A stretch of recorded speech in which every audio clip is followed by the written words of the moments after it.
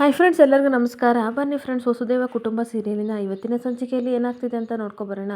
ಅದಕ್ಕೂ ಮುಂಚೆ ಯಾರೆಲ್ಲ ನನ್ನ ವಿಡಿಯೋ ನೋಡ್ತಾ ಇದ್ದೀರೋ ಫ್ರೆಂಡ್ಸ್, ಅವರೆಲ್ಲ ಪ್ಲೀಸ್ ಪುಟ್ಟದೊಂದು ಲೈಕ್ ಮಾಡಿ, ಹಾಗೆ ಫಾಲೋ ಮಾಡೋದನ್ನು ಮರಿಬೇಡಿ. ಬನ್ನಿ ಸ್ಟಾರ್ಟ್ ಮಾಡೋಣ. ಫ್ರೆಂಡ್ಸ್, ಮೊದಲಿಗೆ ಇಲ್ಲಿ ವಂಶಿ ಮತ್ತು ಸ್ವಾತಿ ಎಲ್ಲರೂ ಸಹ ರೆಡಿಯಾಗಿ ಬಂದಿರಬೇಕಾದ್ರೆ ಅಜ್ಜಿ ತಾತ ಹೇಳ್ತಾ ಇರ್ತಾರೆ ನಿತಿನ್ನ ನೋಡಿಕೊಂಡು, ನೋಡು ನಿತಿನ್, ಮುಂದಿನ ವರ್ಷದಷ್ಟೊತ್ತಿಗೆ ನೀನು ಸಹ ಮದುವೆ ಆಗಿ ಯುಗಾದಿ ಹಬ್ಬ ಮಾಡೋಕ್ಕೆ ಬರಬೇಕು ಕಣೋ ಅಂತ ಅನ್ಬೇಕಾದ್ರೆ ನಿಮ್ಮ ಬಾಯಾರಿಕೆಯಿಂದ ಅಷ್ಟಾದರೆ ಸಾಕು ಅಮ್ಮ. ಆ ರೀತಿ ಏನಾದರೂ ಆಯಿತು ಅಂತಂದರೆ ನಿಮಗೊಂದು ದೊಡ್ಡ ಕಾಸಿನ ಸರನೆ ಮಾಡ್ಸಾಕ್ಬಿಡ್ತೀನಿ ಅಂತ ರಾಧಿಕಾ ಹೇಳ್ತಾ ಇರಬೇಕಾದ್ರೆ ತಾತ ಹೇಳ್ತಾ ಇರ್ತಾರೆ, ನಿಮ್ಮ ಅಮ್ಮಂಗೆ ಯಾಕಮ್ಮ ಮಾಡಿಸ್ತೀಯಾ, ಅದನ್ನು ನೀನು ಸೊಸೆಗೆ ಮಾಡಿಸ್ಬಿಡು ಅಂತ ಹೇಳ್ತಿರ್ಬೇಕಾದ್ರೆ ಎಲ್ಲರೂ ನಗಾಡ್ತಾ ಇರ್ತಾರೆ.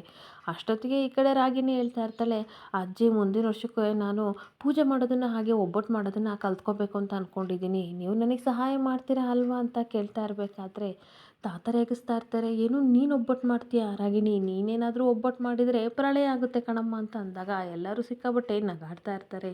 ಆಮೇಲೆ ಸರಿ ಸರಿ ಸಾಕು ಬನ್ನಿ ಎಲ್ಲರೂ ಪೂಜೆ ಮಾಡೋಣ ಅಂತ ಕರ್ಕೊಂಡೋಗಿ ತಾತ ಸ್ವಾತಿ ಕೈಲಿ ಪೂಜೆ ಮಾಡಿಸ್ತಿರ್ಬೇಕಾದ್ರೆ ಕಂಕಣ ಕಟ್ಟಮ್ಮ ವಂಶಿಗೆ ಅಂತ ಅಂದಾಗ ತುಂಬ ಖುಷಿಯಿಂದ ವಂಶಿ ಕೈಗೆ ಸ್ವಾತಿ ಕಂಕಣ ಕಟ್ತಾ ಇರ್ತಾಳೆ.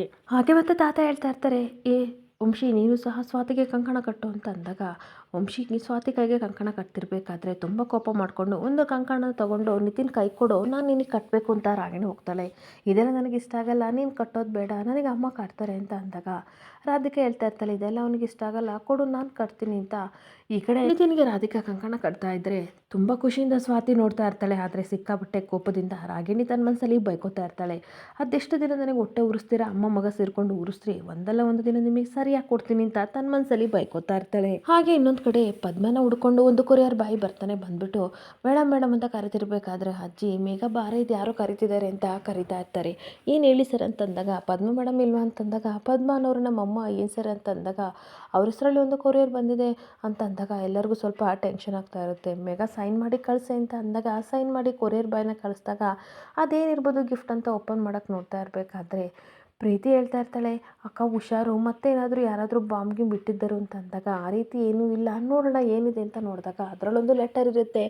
ಆ ಲೆಟರ್ನ ಗೀತಾ ಓದ್ತಾ ಇರ್ತಾಳೆ. ನಮಸ್ಕಾರ ಪದ್ಮಕ್ಕ, ನಾನು ವಸುದೇವರ ಫ್ರೆಂಡು ನಾಗರಾಜ್ ಅಂತ. ಪ್ರತಿ ವರ್ಷ ವಸುದೇವರು ನನ್ನ ಕೈಲಿ ಬಟ್ಟೆನ ನಿಮ್ಮ ಮನೆಗೆ ಗಿಫ್ಟ್ ಮಾಡೋಕ್ಕೆ ಕೊಟ್ಟು ಕಳಿಸ್ತಾ ಇದ್ದರು, ಅದಕ್ಕೆ ನಾನು ಅದನ್ನು ಪ್ರತಿ ವರ್ಷ ಕರೆಕ್ಟಾಗಿ ಮಾಡ್ತಾ ಇದ್ದೆ ಅಂತ ಹೇಳ್ತಾ ಇರಬೇಕಾದ್ರೆ ಮನೆಯವ್ರಿಗೆಲ್ಲರಿಗೂ ಸಹ ಸಿಕ್ಕಾಬಟ್ಟೆ ಖುಷಿ ಆಗ್ತಿರುತ್ತೆ. ಇವರೆಲ್ಲ ಖುಷಿ ಪಡೋದನ್ನು ಸ್ವಾತಿ ದೂರದಲ್ಲಿ ನಿಂತ್ಕೊಂಡು ನೋಡಿ ಸಿಕ್ಕಾಬಟ್ಟೆ ಖುಷಿ ಪಡ್ತಾ ಇರ್ತಾಳೆ. ಹಾಗೆ ಮತ್ತೆ ಆ ಲೆಟರಲ್ಲಿ ನಾಗರಾಜ್ ಅವರು ಬರೆದಿರ್ತಾರೆ, ವಸುದೇವರು ತೀರ್ಕೊಂಡು ಹೋದ್ರು ಅನ್ನೋ ವಿಷಯ ಗೊತ್ತಾಯಿತು, ಅದಕ್ಕೆ ತುಂಬ ಬೇಜಾರಾಯಿತು, ಆದರೆ ಈ ವರ್ಷ ಮಿಸ್ ಮಾಡಬಾರ್ದು ಅಂತ ನಿಮಗೆ ಬಟ್ಟೆನ ಕಳಿಸ್ಕೊಟ್ಟಿದ್ದೀನಿ ಅಂತ ಅಂದಾಗ ಮನೆಯವ್ರಿಗೆಲ್ಲರಿಗೂ ಸಹ ಸಿಕ್ಕಾಬಟ್ಟೆ ಖುಷಿ ಆಗ್ತಿರುತ್ತೆ. ಅಪ್ಪ ಹೋದರೂ ಸಹ ಅಪ್ಪ ನೆನಪಿಗೋಸ್ಕರ ನಾಗರಾಜ್ ಅವರು ಇಂಥ ಒಳ್ಳೆ ಕೆಲಸ ಮಾಡಿದಾರಲ್ಲ ಅತ್ತೆ, ನನಗಂತೂ ಸಿಕ್ಕಾಬಟ್ಟೆ ಖುಷಿ ಆಗ್ತಿದೆ. ಹಬ್ಬಕ್ಕೆ ಹೊಸ ಬಟ್ಟೆ ಇಲ್ಲ ಅಂತ ಮಕ್ಕಳೆಲ್ಲ ತುಂಬ ಬೇಜಾರು ಮಾಡ್ಕೊಡ್ತಿದ್ರು, ಅಂತೂ ಇಂತೂ ಆ ದೇವರು ನಮ್ಮ ಆಸೆನ ನೆರವೇರಿಸ್ತಾ ಅಂತ ಪದ್ಮ ಹೇಳ್ತಿರ್ಬೇಕಾದ್ರೆ ಎಲ್ಲರೂ ಖುಷಿಯಿಂದ ಬಟ್ಟೆನ ತೊಗೋತಾ ಇರ್ತಾರೆ. ಎಲ್ಲರಿಗೂ ಒಂದೊಂದಾಗಿ ಗೀತಾ ಬಟ್ಟೆನ ಕೊಡ್ತಾ ಇರ್ತಾಳೆ. ಈ ಹಸಿರು ಸೀರೆ ಅಮ್ಮ ಖಂಡಿತ ನಿನಗೆ, ಮಾವ ನಿಂದಂತೂ ತುಂಬ ಚೆನ್ನಾಗಿದೆ, ಹಾಗೆ ಈ ಕಾಟನ್ ಸೀರೆ ಅಜ್ಜಿ ನಿನಗೇನೆ, ನಂದಂತೂ ಸಿಕ್ಕಾಬಟ್ಟೆ ಚೆನ್ನಾಗಿದೆ ಅಂತ ಬಟ್ಟೆನ ನೋಡಿಕೊಂಡು ಎಲ್ಲ ಖುಷಿ ಪಡ್ತಾ ಇರಬೇಕಾದ್ರೆ ಸ್ವಾತಿ ದೂರದಲ್ಲಿ ನಿಂತ್ಕೊಂಡು ಖುಷಿ ಪಡ್ತಾ ಇರ್ತಾಳೆ.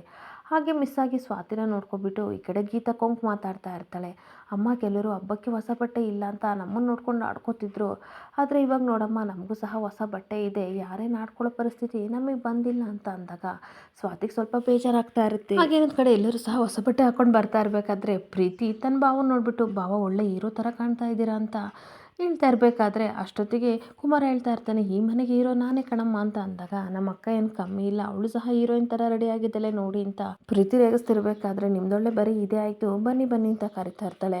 ಆದರೆ ಇನ್ನೊಂದು ಕಡೆ ಪದ್ಮ ತುಂಬ ಬೇಜಾರು ಮಾಡಿಕೊಂಡು, ಎಲ್ಲರೂ ಸಹ ಹೊಸ ಬಟ್ಟೆ ಹಾಕ್ಕೊಂಡಿದ್ವಿ, ನಮ್ಮ ಸ್ವಾತಿ ಬಟ್ಟೆ ಮಾತ್ರ ಇಲ್ಲಿ ಹಾಗೆ ಉಳ್ಕೊತು, ಕೊಟ್ಟು ಬರಲ್ಲ ಅಂತ ಅನ್ಬೇಕಾದ್ರೆ ತುಂಬ ಕೋಪ ಮಾಡಿಕೊಂಡು ಪದ್ಮನ ಹತ್ರ ಗೀತಾ ಬಾಯ್ತಾ ಇರ್ತಾಳೆ. ಅವಳಿಗೆ ಆಲ್ರೆಡಿ ಅವ್ರ ಮನೇಲಿ ಕಾಸ್ಟ್ಲಿ ಸೀರೆ ಕೊಟ್ಟಿರ್ತಾರೆ, ನೀನೇನಕ್ಕಮ್ಮ ತಲೆ ಕೆಡಿಸ್ಕೊಂಡಿದ್ಯಾ, ಈ ಸೀರೆ ಕೊಡ್ಲಿ ಅಂತ ಅವಳೇನು ಕಾಯ್ಕೊಂಡು ಕೂತಿಲ್ಲ ಅಂತ ಅನ್ಬೇಕಾದ್ರೆ ಯಾಕೆ ಇಷ್ಟೊಂಥರ ದ್ವೇಷ ಮಾಡ್ತೀಯ ಅಂತ ಅಜ್ಜಿ ಬೈತಾ ಇದ್ರೆ, ಹೇಗಾದರೂ ಮಾಡ್ಕೊಳ್ಳಿ, ನಿಮಗೆ ನನಗೆ ಅರ್ಥ ಆಗೋ ರೀತಿ ಮಾಡ್ಸೋಕ್ಕಾಗಲ್ಲ, ನಾನು ಅಡುಗೆ ಕೆಲಸ ಮಾಡಬೇಕು, ಬನ್ನಿ ಎಲ್ಲರೂ ಕೆಲಸಕ್ಕೆ ಹೆಲ್ಪ್ ಮಾಡಿ ಅಂತ ಕೋಪದಿಂದ ಹೋಗ್ತಾ ಇರಬೇಕಾದ್ರೆ ಪದ್ಮಕುಮಾರನ ಕರೆದು ಈ ಸೀರೆನ ಹೋಗಿ ಸ್ವಾತಿಗೆ ಕೊಟ್ಟು ಬರ್ತೀಯ ಅಂತ ಕೇಳ್ತಾ ಇರ್ತಾಳೆ. ಬೇಡ ಅತ್ತೆ, ಇವತ್ತು ಹಬ್ಬ ಬೇರೆ, ನಮ್ಮ ಗೀತದ ಮನಸ್ಸಿಗೆ ನೋವು ಮಾಡೋದು ಬೇಡ, ಸೀರೆ ಕೊಡೋದೇನು ದೊಡ್ಡ ವಿಷಯ ಅಲ್ಲ, ಆದರೆ ಬೇಡ ತುಂಬ ನೋವು ಮಾಡ್ಕೋತಾಳೆ ಗೀತಾ ಅಂತ ಅನ್ಬೇಕಾದ್ರೆ ನೀನು ಹೇಳ್ತಾ ಇರೋದು ಕರೆಕ್ಟಾಗಿದೆ ಕುಮಾರ, ಆದರೆ ಇವಳು ಸ್ವಾತಿನ ಇಷ್ಟೊಂದು ಥರ ದ್ವೇಷ ಮಾಡ್ತಾಳಲ್ಲ, ಇದು ಸರಿನಾ ಅಂತ ಕೇಳ್ತಾ ಇರ್ತಾಳೆ. ಅಷ್ಟೊತ್ತಿಗೆ ಅಜ್ಜಿ ಬಂದ್ಬಿಟ್ಟು ಹೇಳ್ತಾ ಇರ್ತಾರೆ, ಅವಳನ್ನ ಹೇಗಾದರೂ ಮಾಡಿ ಸಮಾಧಾನ ಮಾಡಿದ್ರಾಗುತ್ತೆ, ಮೊದಲು ಹೋಗಿ ಬಟ್ಟೆನ ಸ್ವಾತಿ ಕೊಟ್ಬಾರು ಅಂತ ಅಂದಾಗ, ನೀವು ಹೇಳ್ತಾ ಇರೋದು ಕರೆಕ್ಟಾಗಿದೆ, ನಾನು ಬರೀ ಗೀತನ ಗಂಡಾಗಿ ಮಾತ್ರ ಯೋಚನೆ ಮಾಡಬಾರ್ದು, ವಸುದೇವ ಮಾವನ ಸ್ಥಾನದಲ್ಲಿ ನಿಂತ್ಕೊಂಡು ನಾನು ಸರಿಯಾಗಿ ಯೋಚನೆ ಮಾಡಬೇಕು. ಹೇಗೋ ಅವಳನ್ನ ಸಮಾಧಾನ ಮಾಡಿದ್ರಾಯ್ತು, ನಾನೀಗ ಹೋಗಿ ಬಟ್ಟೆನ ಕೊಟ್ಟು ಬರ್ತೀನಿ ಅಂತ ಹೋಗ್ತಾ ಇದ್ರೆ ಅಜ್ಜಿಗೂ ಮತ್ತೆ ಈ ಕಡೆ ಪದ್ಮನಿಗೂ ಸಿಕ್ಕಾಪಟ್ಟೆ ಖುಷಿ ಆಗ್ತಾ ಇರುತ್ತೆ. ಹಾಗೆ ಇನ್ನೊಂದು ಕಡೆ ಕುಮಾರ ಹೊಸ ಬಟ್ಟೆನ ತಗೊಂಡು ಸ್ವಾತಿ ಕೊಡೋಕ್ಕೆ ಅಂತ ಮನೆಗೆ ಬರ್ತಾನೆ. ಬಂದ್ಬಿಟ್ಟು ಸ್ವಾತಿ ಸ್ವಾತಿ ಅಂತ ಕೂಗ್ತಿರ್ಬೇಕಾದ್ರೆ ಅಜ್ಜಿ ತಾತ ಬಂದ್ಬಿಟ್ಟು, ಸರಿಯಾದ ಟೈಮಿಗೆ ಬಂದೆ ಕುಮಾರ, ಬಾ ಪೂಜೆ ಮಾಡ್ತಾ ಇದ್ದೀವಿ ಅಂತ ಅಂದಾಗ, ತವ್ರ ಮನೆಯಿಂದ ಹೊಸ ಬಟ್ಟೆ ಕೊಟ್ಟು ಹೋಗೋಣ ಅಂತ ಬಂದ್ವಿ ಅಂತ ಅಂದಾಗ, ಅಷ್ಟೊತ್ತಿಗೆ ಸ್ವಾತಿ ಬರ್ತಾಳೆ. ಬಂದ್ಬಿಟ್ಟು ಸೀರೆನ ನೋಡಿ ಸಿಕ್ಕಾಪಟ್ಟೆ ಖುಷಿಯಾಗಿ, ನನಗೆ ಗೊತ್ತಿತ್ತು ನನ್ನ ತವ್ರ ಮನೆಯಿಂದ ಸೀರೆ ಬಂದೇ ಬರುತ್ತೆ, ಹಬ್ಬಕ್ಕೆ ಹೊಸ ಬಟ್ಟೆ ಬಂದೇ ಬರುತ್ತೆ, ನನಗಂತೂ ಸಿಕ್ಕಾಪಟ್ಟೆ ಇಷ್ಟ ಆಯಿತು ಅಂತ ಹೇಳ್ತಾ ಇರಬೇಕಾದ್ರೆ, ಸರಿ ಬರ್ತೀನಿ ಅಂತ ಕುಮಾರ ಹೇಳ್ತಾ ಇರ್ತಾನೆ. ಹಾಗೆ ಮತ್ತೆ ಹೇಳ್ತಾನೆ, ಅಷ್ಟೊತ್ತಿಗೆ ವಂಶಿನ ನೋಡಿ, ನಿಮಗೆ ಬಟ್ಟೆ ತಂದಿಲ್ಲ ಅಂತ ಬೇಜಾರು ಮಾಡ್ಕೋಬೇಡಿ, ನೆಕ್ಸ್ಟ್ ಇಯರ್ ಎಲ್ಲರಿಗೂ ತೊಗೊಬರ್ತೀವಿ ಅಂತ ಅಂದಾಗ, ಇಟ್ಸ್ ಓಕೆ, ನಮಗೇನಾದ್ರೂ ಅವಶ್ಯಕತೆ ಇಲ್ಲ ಅಂತ ಹೇಳ್ತಾ ಇರ್ತಾನೆ. ಹಾಗೆ ಬರ್ತೀನಿ ಅಂತ ಹೋಗ್ತಾ ಇರಬೇಕಾದ್ರೆ, ಏನಪ್ಪ ಪೂಜೆ ಟೈಮಿಗೆ ಬಂದಿದೆಯಾ, ಪೂಜೆ ಎಲ್ಲ ಮಾಡಿಬಿಟ್ಟು ಊಟ ಮಾಡ್ಕೊಂಡು ಹೋಗಪ್ಪ ಅಂತ ಅಜ್ಜಿ ತಾತ ಕರಿತಿರ್ಬೇಕಾದ್ರೆ, ಬೇಡ ಬೇಡ ಮನೇಲಿ ತುಂಬ ಕೆಲಸ ಇದೆ ಅಂತ ಹೇಳ್ತಾ ಇರ್ತಾನೆ. ಅಜ್ಜಿ ತಾತನ ಮನಸ್ಸಿಗೆ ಯಾಕ್ರಿ ನೋವು ಮಾಡ್ತೀರಾ ಕುಮಾರ್ ಅವರೇ, ಮನೆಗೆ ಹೋಗಿ ಏನೋ ಒಂದು ಹೇಳಿ ಮ್ಯಾನೇಜ್ ಮಾಡಿರಂತೆ, ಬನ್ನಿ ಅಂತ ವಂಶಿ ಹೇಳ್ತಿರ್ಬೇಕಾದ್ರೆ, ಪ್ಲೀಸ್ ಬಾಬಾ ಬನ್ನಿ ಬನ್ನಿ ಅಂತ ಕೈ ಹಿಡ್ಕೊಂಡು ಕರ್ಕೊಂಡು ಹೋಗ್ತಿರ್ತಾಳೆ. ಅಯ್ಯೋ ದೇವ್ರೆ, ಈ ವಿಷಯ ಗೀತೆಗೆ ಏನಾದರೂ ಗೊತ್ತಾದರೆ ಏನು ಮಾಡೋದು, ತುಂಬ ನೊಂದ್ಕೋತಾಳಲ್ಲ, ಏನು ಮಾಡಲಿ ಅಂತ ಯೋಚನೆ ಮಾಡ್ಕೊಂಡು ಹೋಗ್ತಾ ಇರ್ತಾನೆ. ಹಾಗೆ ಇನ್ನೊಂದು ಕಡೆ ಗೀತನ ಮನೇಲಿ ಎಲ್ಲರೂ ಸಹ ತೋರಣ ಕಟ್ತಿರ್ಬೇಕಾದ್ರೆ ಅಜ್ಜಿ ಹೇಳ್ತಾ ಇರ್ತಾರೆ, ಅಲ್ಲ ಕಣೆ ಕುಮಾರನನ್ನ ಬಟ್ಟೆ ಕೊಡೋಕ್ಕೆ ಅಂತ ಕಳಿಸಿದ್ವಿ, ಆದರೆ ಇನ್ನೂ ಬಂದಿಲ್ವಲ್ಲ ಕುಮಾರ ಅಂತ ಅಂದಾಗ, ನಿಧಾನಕ್ಕೆ ಮಾತಾಡಿ ಗೀತನಿಗೆ ಗೊತ್ತಾಗುತ್ತೆ ಅಂತ ಪದ್ಮ ಹೇಳ್ತಾ ಇರ್ತಾಳೆ. ಅಷ್ಟೊತ್ತಿಗೆ ಎಲ್ಲ ಮಾತನ್ನ ಕೇಳಿಕೊಂಡು ಗೀತ ಬಂದು ಕಿರ್ಚಾಡ್ತಾ ಇರ್ತಾಳೆ. ಅಲ್ಲ, ಆ ಸ್ವಾತಿ ಮೇಲೆ ನಿಮಗೆ ಅಷ್ಟೊಂಥರ ಪ್ರೀತಿ ಇದ್ದಿದ್ರೆ ನೀವೇ ಹೋಗ್ಬಿಟ್ಟು ಬಟ್ಟೆ ಕೊಟ್ಟು ಬರಬೇಕಿತ್ತು, ಏನಕ್ಕೆ ನೀವು ನಮ್ಮ ಮಾವನ್ನ ಕಳಿಸಿದ್ರಿ ಅಂತ ಕೂಗಾಡ್ತಿರ್ಬೇಕಾದ್ರೆ, ಅಷ್ಟೊತ್ತಿಗೆ ಮೇಘ ಬಂದುಬಿಟ್ಟು, ಬೇಜಾರು ಮಾಡ್ಕೋಬೇಡ ಅಕ್ಕ, ನಾನೇ ಹೋಗಿ ಭಾವನ ಕರ್ಕೊಬರ್ತೀನಿ ಅಂತ ಅಂದಾಗ, ಸರಿ ಹೋಗ್ಬಿಟ್ಟು ಬೇಗ ಕರ್ಕೊಬಾ, ಅದನ್ನು ಬಿಟ್ಟು ಅಲ್ಲೇ ಕೂತ್ಕೊಂಡು ಹಂಟೆ ಹೊಡಿಬೇಡ ಅಂತ ಬೈತಾ ಇರ್ತಾಳೆ. ಅಷ್ಟೊತ್ತಿಗೆ ಪ್ರೀತಿನೂ ಸಹ, ಅಕ್ಕ ನಾನು ಬರ್ತೀನಿ ಪ್ಲೀಸ್, ಸ್ವಾತಿ ಅಕ್ಕನಿಗೆ ವಿಶ್ ಮಾಡಬೇಕು, ನನ್ನನ್ನು ಕರ್ಕೊಂಡು ಹೋಗು ಅಂತ ಅನ್ಬೇಕಾದ್ರೆ, ನೀನೇನಕ್ಕೆ ಹೋಗ್ತೀಯಾ, ಇಲ್ಲೇ ಬಿದ್ದಿರೆ ಅಂತ ಬೈತಿರ್ಬೇಕಾದ್ರೆ, ಅಮ್ಮನ ಹತ್ರ ಬಂದು, ಅಮ್ಮ ಪ್ಲೀಸ್ ಅಮ್ಮ, ನಾನು ಅವ್ರ ಮನೆಗೆ ಹೋಗಿ ಬರ್ತೀನಿ ಅಂತ ತುಂಬ ರಿಕ್ವೆಸ್ಟ್ ಮಾಡ್ಕೊತಿರ್ತಾಳೆ. ಅಷ್ಟೊತ್ತಿಗೆ ಅಜ್ಜಿ, ಅವ್ರ ಮನೆಗೆ ಹೋಗೋಕ್ಕೆ ನೀನು ಯಾಕೆ ಇಷ್ಟೊಂಥರ ರಿಕ್ವೆಸ್ಟ್ ಮಾಡ್ಕೊತಿದ್ಯಾ ಪ್ರೀತಿ, ಹೋಗ್ಬೋಗೆ ಅಂತ ಅಂದಾಗ, ಹೌದು ಹೌದು ಮನೆಯವರೆಲ್ಲರೂ ಹೋಗ್ಬಿಡಿ ಆಯಿತಾ ಅಂತ ಮತ್ತೆ ಗೀತ ಕೂಗಾಡ್ತಿರ್ಬೇಕಾದ್ರೆ, ಇವತ್ತು ಹಬ್ಬ ಕಣೆ, ಈ ರೀತಿ ಕಿರ್ಚಾಡಬೇಡ, ವರ್ಷ ಪೂರ್ತಿ ಕಿರಿಕಿರಿ ಆಗುತ್ತೆ, ಸುಮ್ಮನೆ ಇರೆ ಅಂತ ಅಂದ್ಬಿಟ್ಟು ಅವರಿಬ್ಬರೂ ಸಹ ಸ್ವಾತಿ ಮನೆಗೆ ಕಳಿಸ್ತಾ ಇರ್ತಾರೆ. ಹಾಗೆ ಇನ್ನೊಂದು ಕಡೆ ಪ್ರೀತಿ ಮತ್ತು ಮೇಘ ಸ್ವಾತಿ ಮನೆಗೆ ಬಂದು ಡೆಕೋರೇಷನ್ ನೋಡಿ ಸಿಕ್ಕಾಪಟ್ಟೆ ಖುಷಿ ಪಡ್ತಾ ಇರ್ತಾರೆ. ಅಕ್ಕ ಎಷ್ಟು ಚೆನ್ನಾಗಿದೆ ಡೆಕೋರೇಷನ್ ಅಂತ ಮಾತಾಡ್ತಿರ್ಬೇಕಾದ್ರೆ ಸ್ವಾತಿ ಬರ್ತಾಳೆ.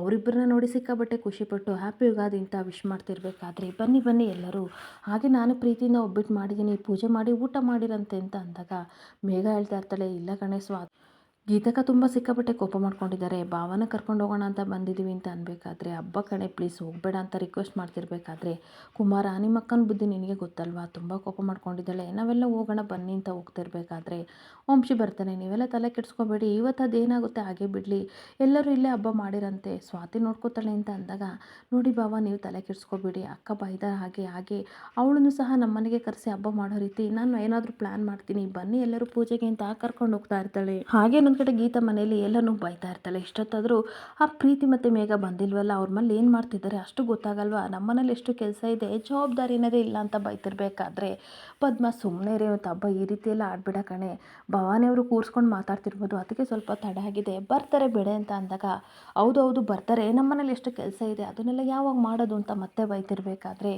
ಯಾಕೋ ಇನ್ನೂ ಬಂದಿಲ್ಲ, ಏನೋ ತಡವಾಗ್ಬೋದು, ನಾನು ಹಿಂಗೆ ಹೋಗಿ ಅವ್ರನ್ನೆಲ್ಲ ಕರ್ಕೊಂಡು ಬರ್ತೀನಿ ಅಂತ ಅಜ್ಜಿ ಹೋಗ್ತಾ ಇದ್ರೆ, ಅಜ್ಜಿ ಪ್ಲೀಸ್ ನೀವು ಹೋಗ್ಬೇಡಿ ಅಂತ ತಡಿತಾ ಇರ್ತಾಳೆ. ಸುಮ್ಮನೆ ಇರೇ, ನಾನೆಲ್ಲರೂ ಕರ್ಕೊಬರ್ತೀನಿ ಅಂತ ಅಜ್ಜಿ ಸ್ವಾತಿ ಮನೆ ಕಡೆ ಬರ್ತಾ ಇರ್ತಾರೆ. ಹಾಗೆ ಸ್ವಲ್ಪ ಹೊತ್ತು ಆದಮೇಲೆ ಯಾರೂ ಬಂದಿಲ್ಲ ಅಂತ ಅಂದ್ಬಿಟ್ಟು ಪದ್ಮ ಹೇಳ್ತಾ ಇರ್ತಾಳೆ, ಯಾರೂ ಬಂದಿಲ್ಲ ಕಣೆ, ನಾನೇ ಹೋಗಿ ಕರ್ಕೊಬರ್ತೀನಿ ಅಂತ ಅಂದಾಗ, ಅಮ್ಮ ಆಚೆ ನಿಂತು ಕೂಗಿ ಎಲ್ಲನೂ ಕರ್ಕೊಬರ್ಬೇಕು, ನೀನು ತಡ ಮಾಡಬೇಡ ಅಂತ ಅಮ್ಮನ್ನ ಕಳಿಸ್ತಾಳೆ. ಈ ಕಡೆ ಹೋಗಿದ್ದು ಪದ್ಮ ಇನ್ನೂ ಬರಲಿಲ್ವಲ್ಲ ಅಂತ ಅಂದ್ಬಿಟ್ಟು, ಸ್ವಾತಿ ಮನೆಯವ್ರಿಗೆ ಏನಾದರೂ ತೊಂದರೆ ಆಗಿದೆಯಾ, ಯಾಕೆ ಇನ್ನೂ ಎಲ್ಲರೂ ಬಂದೇ ಇಲ್ವಲ್ಲ, ಅದೇನಾಗಿದೆ ಅಂತ ನಾನೇ ಹೋಗಿ ನೋಡ್ತೀನಿ ಅಂತ ಸ್ವಲ್ಪ ಹೊತ್ತು ಬಿಟ್ಬಿಟ್ಟು ಗೀತನವ್ರ ಮನೆ ಹತ್ರ ಹೋಗ್ತಾ ಇದ್ರೆ, ಎಲ್ಲರೂ ಭಕ್ತಿಯಿಂದ ಇಲ್ಲಿ ಸ್ವಾತಿ ಮನೇಲಿ ಪೂಜೆ ಮಾಡ್ತಾ ಇರ್ತಾರೆ. ಮಾವ ಮಾವ ಅಂತ ಕೂಗ್ತಾ ಇದ್ರೆ ಇವರಿಗೆಲ್ಲ ಸ್ವಲ್ಪ ಟೆನ್ಷನ್ ಆಗ್ತಿರ್ಬೇಕಾದ್ರೆ, ಸ್ವಾತಿ ಪೂಜೆ ಮಾಡ್ತಿದ್ದಳು ಅರ್ಧಕ್ಕಾಗಿ ನಿಲ್ಲಿಸ್ಬಿಡ್ತಾಳೆ. ನೀನು ಕಂಟಿನ್ಯೂ ಮಾಡಮ್ಮ, ನಾನು ಹೋಗಿ ಗೀತನ ಸಮಾಧಾನ ಮಾಡ್ತೀನಿ ಅಂತ ಅಜ್ಜಿ ಬಂದುಬಿಟ್ಟು, ಸರಿಯಾದ ಟೈಮಿಗೆ ಬಂದಿದೆಯಾ ಬಾ ಪೂಜೆ ಮಾಡೋಣ ಅಂತ ಕರಿತಾ ಇರ್ತಾರೆ.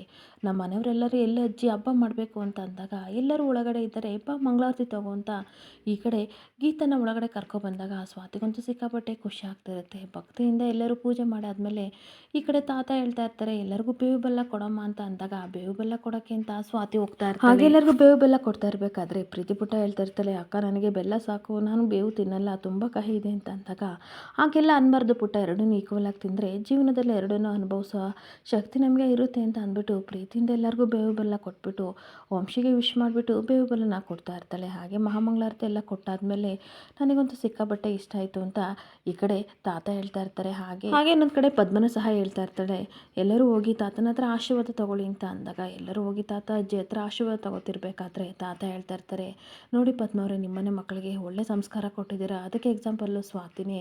ಈ ಮನೆಗೆ ಬಂದು ಕೆಲವು ದಿನಗಳು ಮಾತ್ರ ಆಗಿದೆ, ಆದರೆ ನಮಗೆ ಆ ರೀತಿ ಅನ್ನಿಸ್ತಿಲ್ಲ, ಈ ಮನೆ ನೋಡಿ ಯಾವ ರೀತಿ ಖುಷಿ ಆಗಿದೆ ಅಂತ ಅಂದಾಗ ಪದ್ಮನಿಗೆ ಸಿಕ್ಕಾಪಟ್ಟೆ ಖುಷಿ ಆಗ್ತಿರುತ್ತೆ. ಬನ್ನಿ ಎಲ್ಲರೂ ಊಟಕ್ಕೆ ಹೋಗೋಣ ಅಂದ್ಬಿಟ್ಟು ಊಟಕ್ಕೆ ವ್ಯವಸ್ಥೆ ಮಾಡೋ ಸ್ವಾತಿ ಅಂತ ಹೇಳ್ತಾ ಇದ್ರೆ ಗೀತಾ ಸಿಕ್ಕಾಪಟ್ಟೆ ಕೋಪ ಮಾಡಿಕೊಂಡು, ನೀವು ಬೇಕಾದ್ರೆ ಊಟ ಮಾಡ್ಕೊಂಡು ಬನ್ನಿ, ನಾನು ನಮ್ಮನೇಲಿ ಮಾಡಿರೋ ಅಡುಗೆ ಹಾಗೆ ಇದೆ, ನಾನೊಬ್ಬಳೇ ಹೋಗಿ ತಿಂತೀನಿ ಅಂತ ಹೋಗ್ತಾ ಇರಬೇಕಾದ್ರೆ ಎಲ್ಲರಿಗೂ ಸ್ವಲ್ಪ ಬೇಜಾರಾಗ್ತಾ ಇರುತ್ತೆ. ಹಾಗೆ ಅಜ್ಜಿ ಹೇಳ್ತಾ ಇರ್ತಾರೆ, ನೋಡು ಸ್ವಾತಿ, ಇದಕ್ಕೆಲ್ಲ ನೀನು ತಲೆ ಕೆಡಿಸ್ಕೋಬೇಡ, ಅವಳು ಒಂದೊಂದ್ಸಲ ಈ ರೀತಿ ಹಾಡ್ತಾಳೆ ಅಷ್ಟೇ ಕಣೆ, ಆದರೆ ನಿನ್ನ ಮೇಲೆ ಬೆಟ್ಟದಷ್ಟು ಪ್ರೀತಿ ಅವಳಿಗಿದೆ, ಬನ್ನಿ ಎಲ್ಲರೂ ಊಟಕ್ಕೆ ಹೋಗೋಣ ಅಂತ ಅಂದ್ಬಿಟ್ಟು ಸ್ವಾತಿ ಮನೇಲಿ ಎಲ್ಲರೂ ಊಟಕ್ಕೆ ಹೋಗ್ತಾ ಇದ್ರೆ ಈ ಕಡೆ ತುಂಬ ಕೋಪ ಮಾಡಿಕೊಂಡು ಗೀತಾ ಮನೆಗೆ ಹೋಗ್ತಾ ಇರ್ತಾಳೆ. ಇಲ್ಲಿಗೆ ಸಂಚಿಕೆ ಎಂಡ್ ಆಗ್ತಿದೆ. ಈ ವಿಡಿಯೋ ಇಷ್ಟ ಆದರೆ ಪುಟ್ಟದೊಂದು ಲೈಕ್ ಮಾಡಿ, ಫಾಲೋ ಮಾಡಿ. Thank you.